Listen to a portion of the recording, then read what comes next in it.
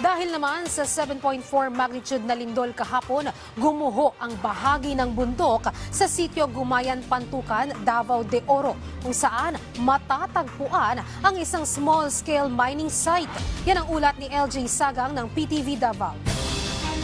Naitalang malaking pagguho ng lupa sa isang mining area sa sitio Gumayan, Pantukan, Davao de Oro matapos ang magnitude 7.4 na lindol na yumanig sa rehiyon kahapon, Oktubre 10, alas 9:45 ng umaga.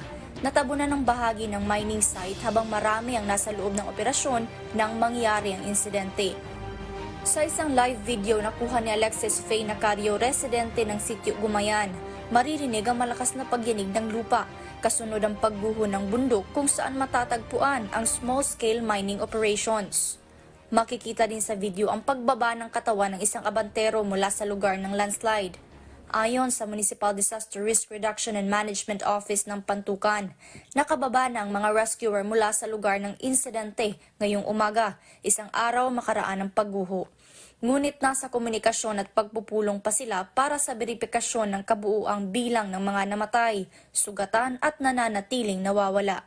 Sa ngayon patuloy nating hinihintay ang opisyal na impormasyon mula sa otoridad. LJ Sagang para sa Pambansang TV sa Bagong Pilipinas.